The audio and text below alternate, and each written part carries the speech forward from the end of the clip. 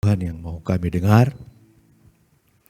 Sekalipun ada begitu banyak suara-suara yang terdengar, Roh Kudus tolong kami fokus mendengarkan apa yang seharusnya kami dengar, yaitu suara Tuhan. Biarlah kami boleh terus ada dalam panggilan itu. Suara Tuhan yang terus memanggil kami untuk melakukan apa yang Tuhan mau. Bukan yang kami mau, bukan yang orang mau, tapi yang Allah mau. Terima kasih Bapak, kesempatan untuk kami sama-sama akan merenungkan firman Tuhan yang sudah kami baca, kami dengar. Biarlah ini boleh jadi bagian dalam kehidupan kami. Roh Kudus tolong kami semua, yang ada di sini maupun yang ada di sana, tempat masing-masing, sama-sama menikmati persekutuan ini. Dalam nama Tuhan Yesus. Haleluya. Amin. Silakan duduk semuanya. Shalom. Lihat kiri kanan, sudah kenal? Yakin? Sudah salaman? Sudah? Depan belakang, kiri kanan? Yang di rumah juga boleh bersalam-salaman. Malah ada yang mengatakan setiap salaman kita katakan salam damai. Salam damai. Ada kekacauan, tapi kita tetap mau fokus pada kedamaian. Nah ini, fokus. Jangan gagal fokus, jangan salah fokus. Bersyukur selalu Gereja Anglikan dibudayakan, karena memang patut dibudayakan, bernilai sekali untuk perjanjian lama, perjanjian baru selalu harus dibaca secara bersamaan. Kalaupun tidak bersamaan, tapi setidaknya dalam satu ibadah, perjanjian baru, perjanjian lama, selalu berdampingan. Itulah Alkitab kita. Ya, Kejadian sampai kitab bagian akhir apa? Wahyu. Sudah selesai membacanya? Sudah? Ada yang sudah sampai 100 kali? Masih tertawa. Ada seorang bersaksi, pada saat saya membaca Alkitab ke 100 kali. Beda lagi. Ke 101, artinya dia sudah melewati 100 kali baca Alkitab. Berulang-ulang. Terus baca. Loh kok kita harus baca ulang-ulang? Tapi kok gak paham-paham ya? Malah ada yang sekolah sudah bertahun-tahun, puluhan tahun. Bahkan ada yang sudah membuat buku tentang Alkitab, ribuan buku, ratusan buku. Bahkan ada yang sedang membuat buku juga tentang Alkitab. Bahkan Alkitab pun dibukukan. Maksudnya pengkajian yang dilakukan terhadap Alkitab itu dibukukan. Bagus. Cuma perjanjian lama, perjanjian baru. Coba renungkan sebentar.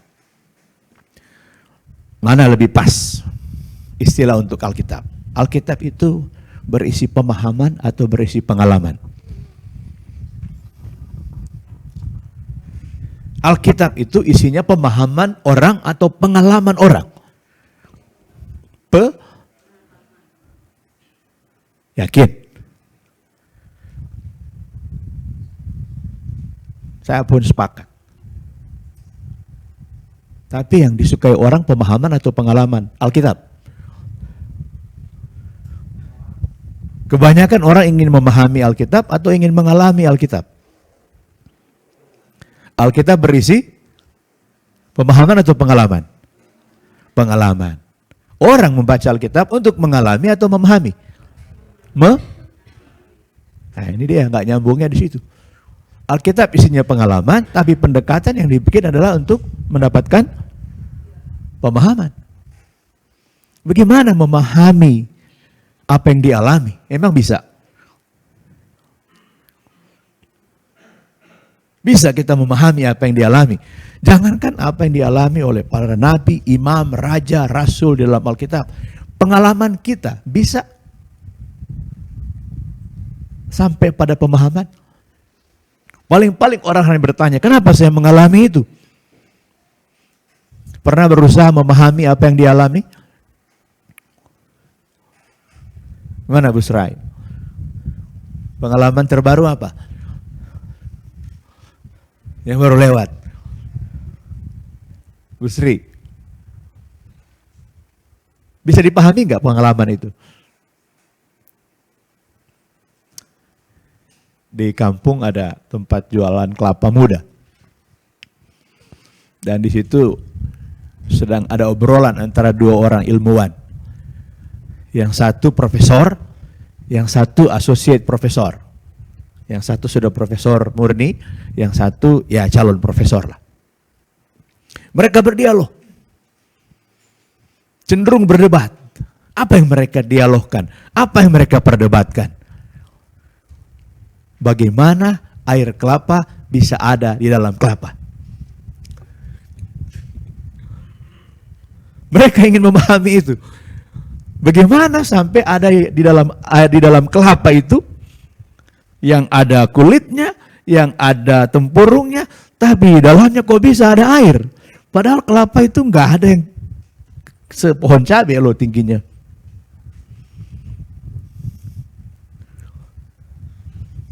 Dari siang sudah menjelang sore, mereka masih berdebat.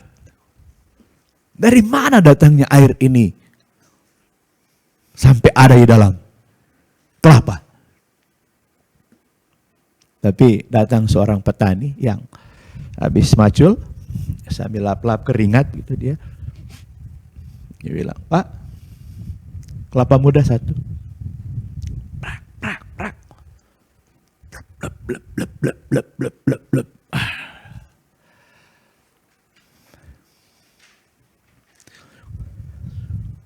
Kita mau jadi yang mana nih? Mau memperdebatkan datang dari mana itu air kelapa, di dalam kelapa, atau kita mau minum kelapanya? Airnya. Mau minum? Banyak orang berusaha untuk memperdebatkan sesuatu. Padahal, minum aja lah. Minum aja. Waduh, segar sekali. Akhirnya mereka berhenti berdebat. Ya sudahlah. Iri kita sama si Pak Tani itu. Mereka juga akhirnya menikmati segarnya air kelapa muda. Kemarin, dia 2 hari lalu, saya pun menikmati air kelapa muda. Cianjuang banyak kan. Kelihatannya kok ilmiah ya, akademi sekali kalau kita bisa memahami Alkitab. Maka PA itu singkatan dari apa? PA.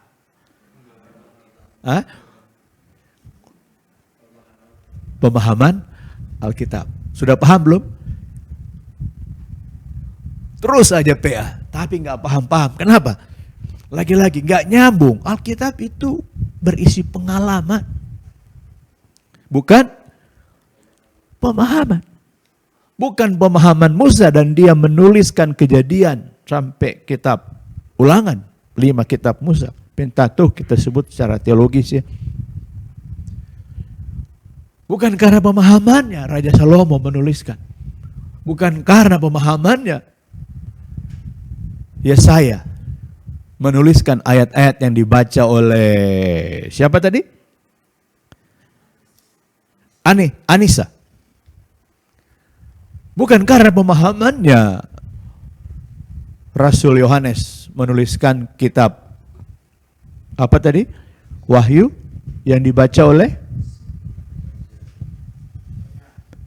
Sonia.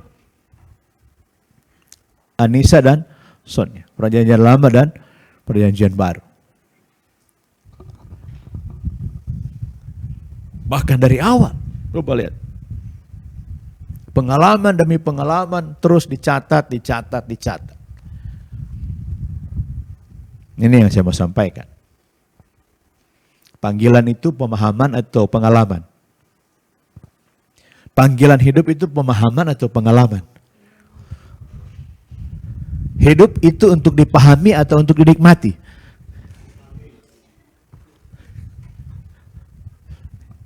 Cuma 2 kemungkinan. Menikmati atau mati? Pilih mana? Mau mati atau menikmati? Soalnya di tengah-tengahnya itu pasti setengah mati ya. Oh iya kan? Mati, hidup enggan, mati tak mau. Itu namanya setengah mati itu. Kasihan. Nah, mari kita nikmati panggilan Allah, itu dia. Panggilan Allah. Ya. Suaramu ku dengar, itu nyanyian, tapi benar gak kita mendengarkan? Orang yang mendengarkan itu adalah orang yang memahami atau orang yang mengalami? Yang dia dengar itu, orang yang melihat itu pengalaman atau pemahaman?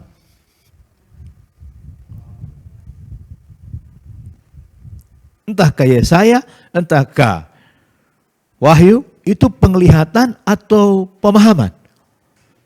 Apa disebutnya? Penglihatan, artinya apa yang dilihat. Memang yang dilihat dan yang didengar itu membentuk satu pengalaman. Kita punya beberapa indera. Berapa indera kita? Panca indera. Ada yang bilang, ada yang punya indera ke-6, indera ke-7. Tapi dari 5 indera itu, visual dan audio. Audio visual, melihat dan mendengar, mendengar dan melihat. Ini 2 indera yang mendominasi apa yang ada dalam otak manusia. Apa yang dia lihat dan apa yang dia dengar. Itu yang mengisi otak manusia. Apa yang dilihat, apa yang didengar. Sama. Apakah itu apa yang kita lihat harus kita pahami? Perlu nggak kita lihat apa yang kita ulangi? Perlu nggak kita pahami apa yang kita lihat? Pak Yopi pakai masker. Itu pemahaman atau pengalaman? Perlu nggak kita pahami kenapa Pak Yopi pakai masker? Nggak perlu. Fakta pakai masker sudah. Tapi begitu banyak orang ingin mengkaji. Kenapa Pak Yopi pakai maskernya?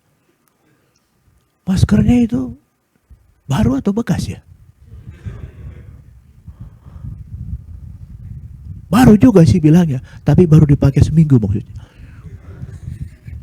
Baru juga ya. Suka sekali orang ingin memahami apa yang dilihat. Suka sekali orang ingin memahami apa yang didengar. Padahal, lihatlah dan dengarlah. Lihatlah, bahkan pemazmur berkata, lihatlah dan kecaplah. Oh keren. Lihatlah dan kecaplah betapa baiknya Tuhan itu. Kebaikan Tuhan untuk dipahami atau untuk dialami? Air kelapa itu untuk dipahami atau untuk dialami? Untuk didiskusikan atau untuk diminum? Minumlah. Terlalu banyak waktu kita habis karena untuk mencari pemahaman.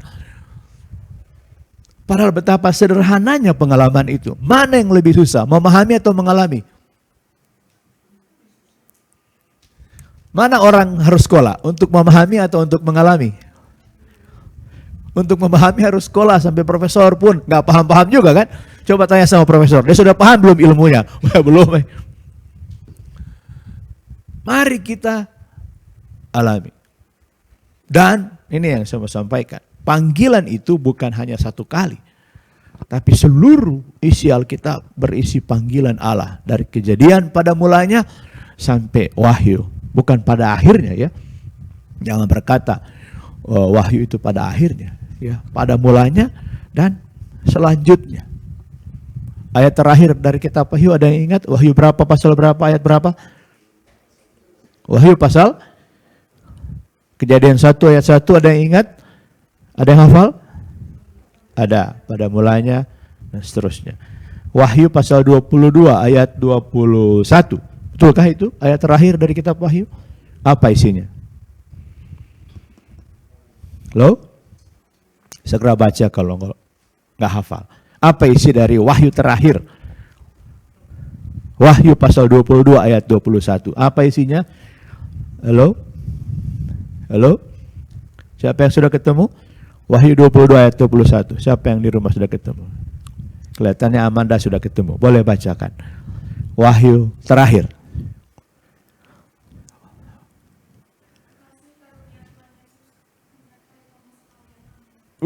Kasih karunia Tuhan Yesus menyertai kamu sekalian. Amin. Pakai tanda tanya atau tanda seru? Ayat pertama dari Alkitab. Pada mulanya Allah menciptakan langit dan bumi. Ayat terakhir dari kitab Wahyu, kasih karunia Tuhan Yesus menyertai kamu sekalian. Titik, amin, tanda seru. Hafalkanlah. Cuma ayat pertama dan ayat terakhir aja kok.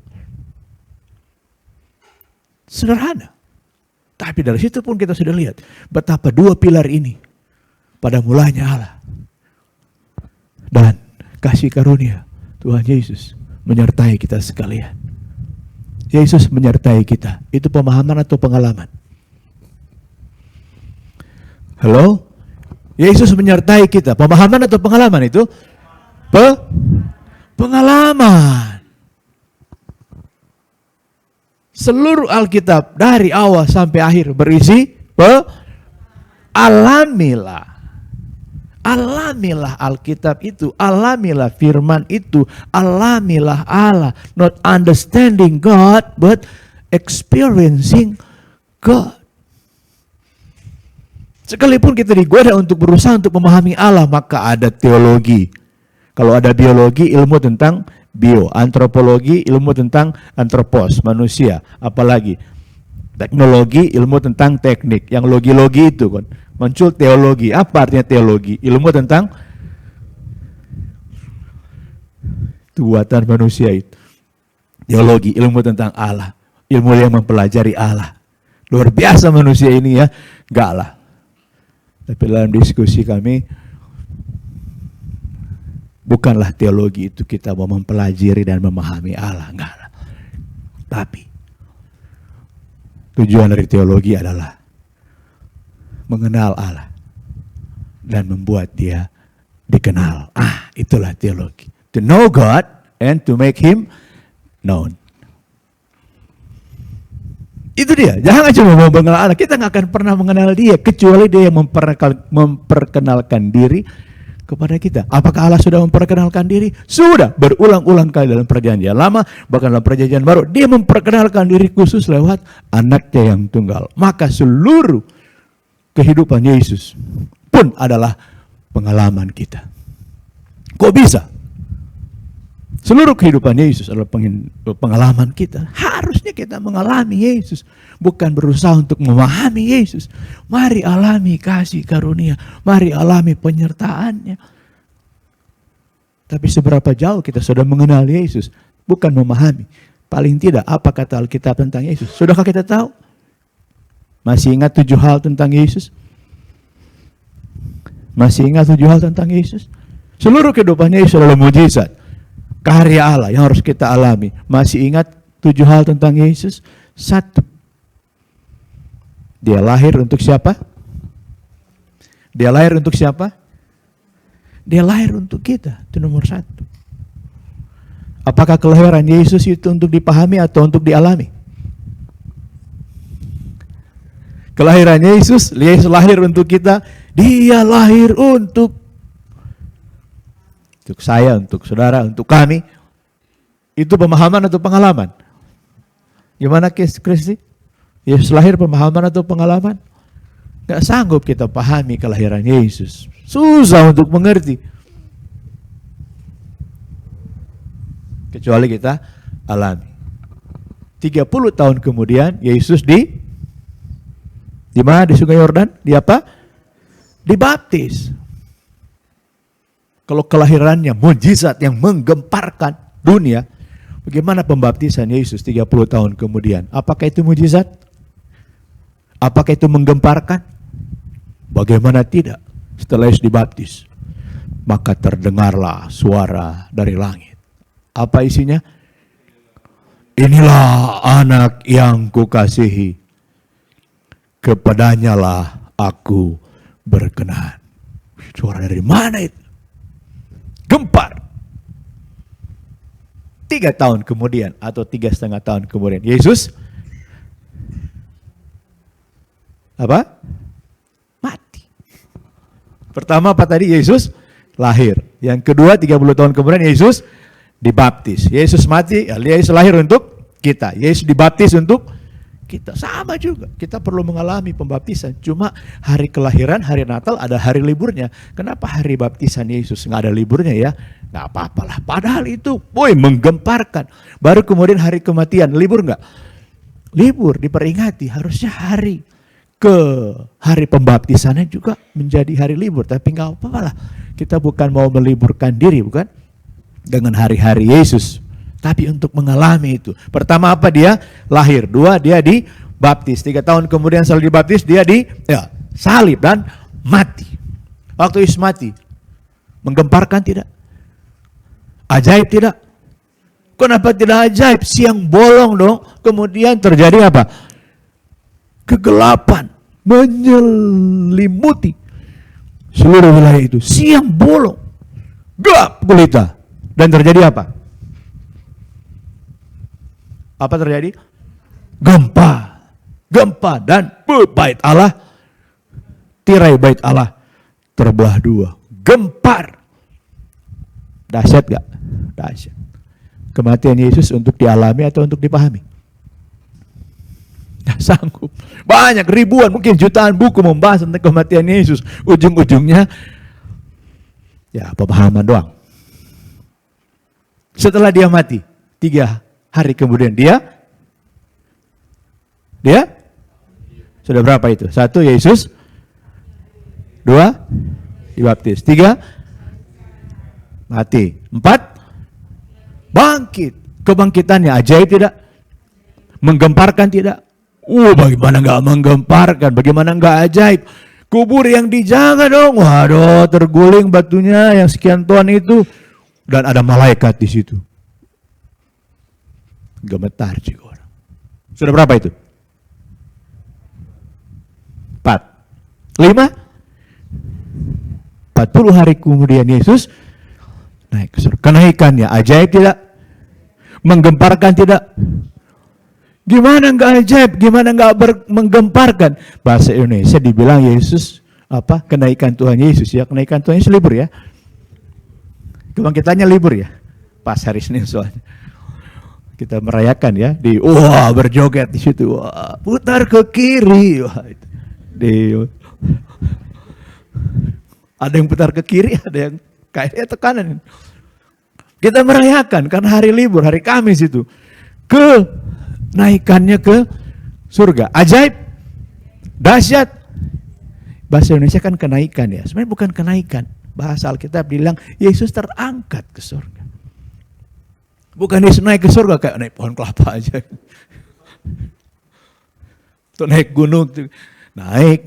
Dia terangkat. Ajaib. 10 hari kemudian setelah dia naik ke surga, apa yang terjadi? Ada yang tahu? Apa?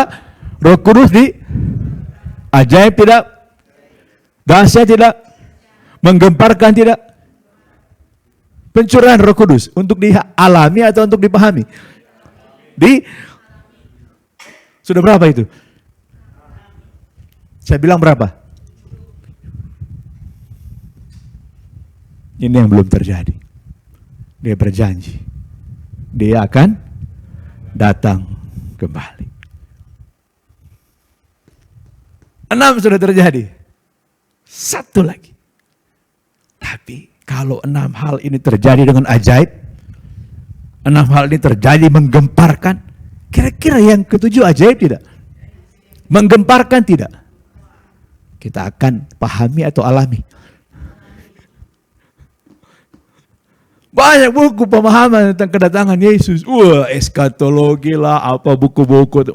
Banyak kajian. Tapi ujung-ujungnya paham tidak?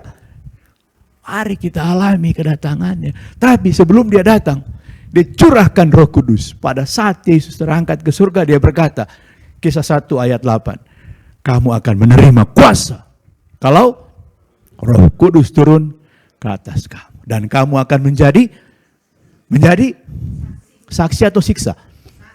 Saksi atau siksa? Saksi. Tapi siksa juga ya.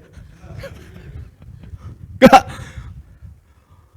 Para murid yang menerima kuasa itu, mereka pergi memang disiksa, tapi mereka tetap lihat bukan siksaannya, tapi kesaksiannya. Wah, keren kan? Kita dipanggil untuk jadi saksi atau jadi siksa? Amin. Amin. Saksi dong. Siapa saksi itu? Orang yang mengalami atau orang yang memahami? Kalau gitu yang kita sampaikan pada saat bersaksi, pemahaman kita atau pengalaman kita? Pemahaman bisa dibantah. Stop menyampaikan pemahaman. Menurut saya, salah itu. Tapi ini profesor yang saya kutip loh, salah juga. Enggak benar itu. Makanya profesor enggak habis-habis, sudah mau malam enggak bersepakat mereka dari mana datangnya air dalam kelapa itu. Stop lah. Mari alami. Wah, itu keren. Alami semua keajaiban. Seluruh Alkitab ajaib dari awal sampai akhir. Alfa sampai Omega. Keajaiban itu nggak bisa dipahami. Berupaya memahami boleh nggak? Boleh nggak? Boleh aja, sah-sah aja. Tapi don't waste your time. Jangan buang waktu untuk mencari pemahaman. Berusaha untuk menyelidiki, berusaha untuk memahami, terus PA gitu kan. Tapi tetap nggak paham-paham, karena nggak mungkin dipahami Alkitab yang berisi pengalaman itu. Alami kasih Allah. Iman itu pemahaman atau pengalaman? Pengalaman. Alami itu. Dan ini yang memang menggemparkan, membingungkan banyak orang. Mereka berkata, iman orang Kristen itu nggak bisa dipahami, nggak masuk akal. Apa kata kita? Terakhir lain, bukan untuk memahami, setidaknya merenungkan. Iman itu masuk akal atau akal masuk iman? Iman itu masuk akal atau akal masuk iman? Mana lebih besar, iman atau akal? Kalau gitu iman masuk akal atau akal masuk iman?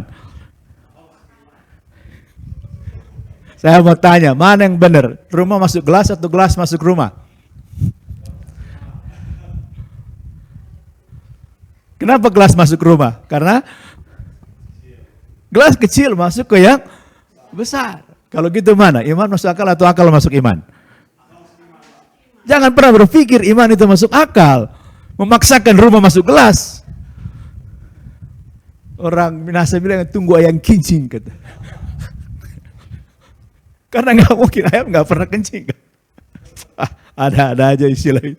Suatu kemustahilan, tapi orang berusaha untuk cari itu. Enggak, bukan iman yang masuk akal, tapi apa? Akal yang harus. Jadi kalau ada orang bilang iman orang Kristen nggak masuk akal, kita bilang apa? Benar. Gak mungkin iman kita masuk akal. Terlalu kecil akal kita ini kalau kita harus menampung iman itu. Gak bisa. Jadi apa? Iman masuk akal atau akal masuk iman? Akal harus. Karena akal itu adalah upaya untuk memahami. Sedangkan iman adalah pengalaman hidup kita. Yang mana kita mau jalani? Memahami atau mengalami? Sudahkah kita mengalami kasih Allah? Itulah perdomaan terakhir. Sudah kita mengalami kasih Allah? Sudahkah kita mengalami berkat-berkat Allah? Sudahkah kita mengalami pengampunan dosa? Sekalipun ada ribuan, ratusan ribu, mungkin jutaan buku tentang pengampunan dosa. But lagi-lagi, itu bukan pemahaman. Tapi apa? Pengalaman. Pertobatan, keselamatan. Banyak buku bahas tentang keselamatan, tentang pertobatan. Lagi-lagi, itu bukan sebuah pemahaman. Tapi apa? Mari alami pengampunan dosa. Mari alami keselamatan yang kekal itu. Sudah alami belum? Sudah dialami belum? Sudah belum? Karena begitu besar kasih Allah akan dunia ini. Dibesarin dikit suaranya ya, supaya biar bawah gitu. Karena begitu besar kasih Allah akan dunia ini, sehingga Ia telah mengurniakan anaknya yang tunggal, supaya setiap orang yang percaya kepadanya tidak binasa, melainkan beroleh hidup yang kekal. Sudahkah kita mengalami itu, saudara-saudara? Sudah kita memiliki kehidupan yang kekal dalam Tuhan Yesus? Sudah belum? Alami itu. Dan kalau kita sudah mengalami kehidupan yang kekal, hanya untuk kita kah? Seegois itukah kita?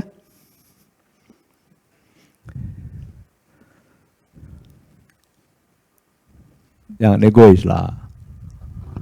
Yesus mati bukan cuma buat kita. Kasih tahu juga, Yesus juga mati buat kamu. Yesus juga mengasihimu. Tapi dia musuh saya, Pak.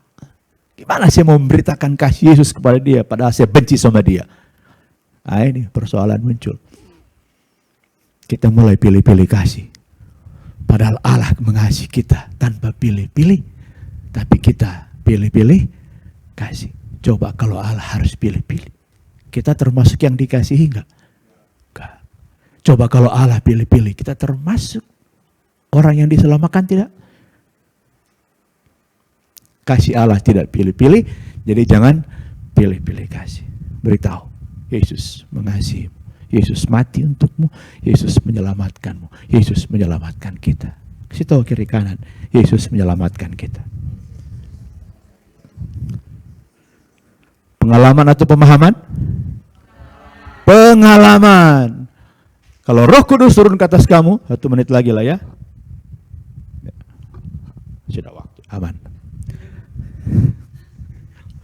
Kalau Roh Kudus turun ke atas kamu, kamu akan menerima kuasa dan kamu akan menjadi saksi. Adalah orang yang bukan yang karena pemahaman pun dia juga nggak paham-paham. Banyak orang juga dia paham, tapi dia memahami pemahamannya pun susah gitu kan. Banyak orang berusaha untuk mengerti bahkan dirinya sendiri. Boro-boro ngerti kamu, saya aja nggak ngerti tentang diri saya sendiri. Tiba-tiba saya sedih, saya juga nggak tahu kenapa saya sedih. Kalau saya tahu saya sedih, saya nggak akan sedih. Jadi jangan tanya kenapa saya sedih. Saya juga nggak tahu. Kamu akan menjadi saksi. Saksi adalah orang yang mengalami. Coba kalau di pengadilan ada saksi. Apakah saudara melihatnya? Maksud Pak Hakim, apakah saudara melihat peristiwa itu? Ya, sebenarnya sih tetangga yang lihat. Apakah saudara mendengarkan apa yang menjadi perbincangan waktu itu? Ya, kalau nggak salah sih yang mereka obrolkan itu, Anda ini saksi, Anda disumpah, Anda melihat tidak? Tidak, Pak. Anda mendengar tidak? Tidak, Pak. Keluar. Itu saksi harus orang yang mendengar langsung dan yang melihat langsung. Artinya apa? Dia mengalami langsung. Orang pertama. Jangan bilang kita jadi saksi Kristus, tapi kalau kita tidak mengalami, maka otomatis kita bukan saksinya. Jangan bilang kita saksi Kristus, tapi pada saat orang bertanya, apa yang kau alami bersama Yesus? Kata Alkitab sih, kalau kata Reverend Yopi sih, ya, apa yang kau alami bersama Yesus? Kalau kata Arda sih, apa yang kau alami? Pak Tumpal bilang, apa yang kau alami? Kata Bu Hertina waktu khotbah itu, yang kau alami apa? Jangan bilang kata orang.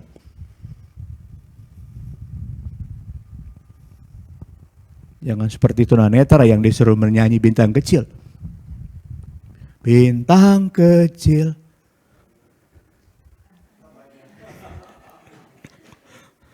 Di langit yang biru. Yang tinggi ya. Kalau semalam kan enggak biru. Amat banyak. Ada dalam kurungnya itu. Katanya menghias angkasa. Katanya. Jangan bilang katanya. Kita dipanggil untuk katakan apa yang kita alami. Bukan dipanggil untuk berkata apa yang dikatakan orang. Apa yang kita alami. Tapi terlalu banyak kita ingin tahu orang. Kita ingin kepo sampai kita nggak tahu diri sendiri. Kenapa? Kita lebih ingin suka tahu orang lain daripada ingin tahu apa yang kita alami. Apa pengalamanmu? Nah, apa pengalamanku?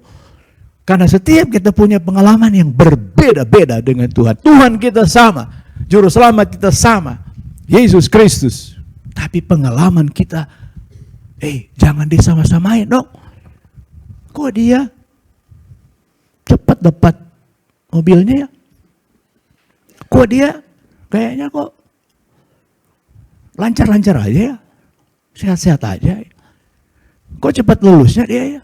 Kalau saya kok susah amat ya. Nah, kalau dia kok kayaknya bahagia ya. Kalau saya kok.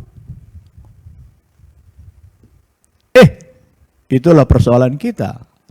Yesus kita sama. Orang di sekitar kita beda-beda. Dan pengalaman mereka tentang Yesus atau pengalaman mereka bersama Yesus beda-beda juga.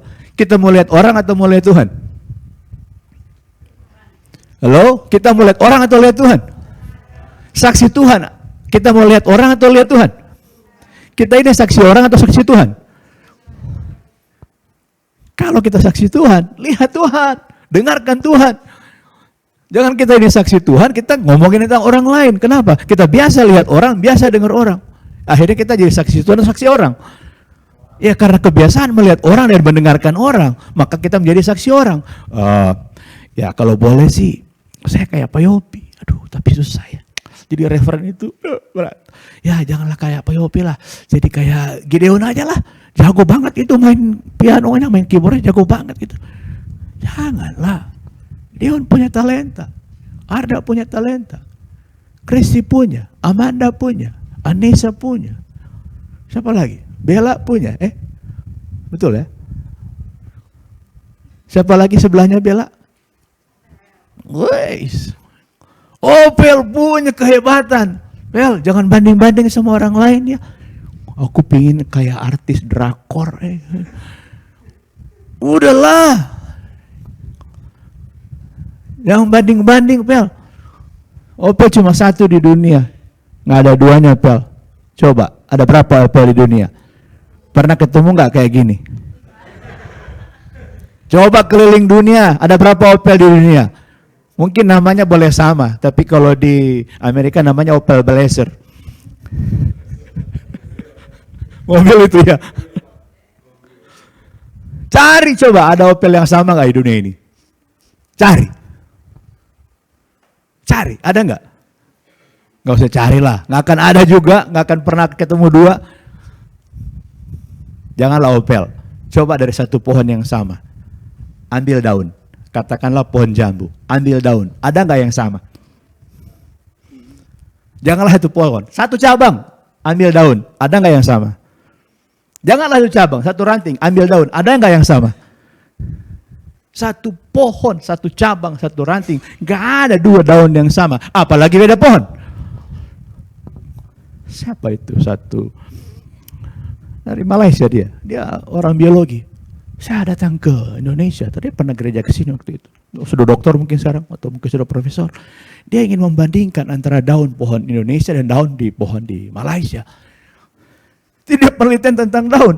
Dan dia yang bilang, sejarah membuktikan tidak pernah ada dua lembar daun yang sama. Kira-kira ada dua Opel nggak? Ada nggak dua orang yang sama? Nggak ada. Kalau gitu Opel ada saingannya nggak? Opel ada bandingannya nggak? Opel ada tandingannya nggak? Nggak ada. Jadi jangan pingin jadi orang kayak artis drakor itu, Pel. Opel hebat. Katakan amin, Pel. Amin. Tepuk tangan buat Opel. Karena kita yang bertepuk tangan juga hebat semua. Tuhan menghargai, Tuhan tahu kita hebat semuanya. Bukan Opelnya yang hebat. Opel akan bilang siapa yang hebat? Tuhan Yesus kita yang hebat. Tepuk tangan kalau gitu buat Tuhan Yesus. Haleluya. beritakan keselamatan yang kita sudah punya, sampaikan kepada siapapun. Bukan pemahaman, tapi Tuhan berkati kita. Mari berdoa. Terima kasih bahwa Yesus sudah melakukan hal-hal yang tidak kami pahami. Tapi terima kasih bahwa kami ada kesempatan untuk mengalami kasih Allah. Kiranya itu boleh terus terjadi dalam kehidupan kami. Kalaupun kami punya otak untuk berpikir, biarlah kami boleh pakai itu untuk berpikir. Dan bukan untuk membuat kami tersiksa oleh pikiran-pikiran yang tidak kami mengerti. Makasih kami dipanggil menjadi saksimu. Kami melihat, kami mendengar suara Yesus. Biarlah kami boleh menyaksikan itu.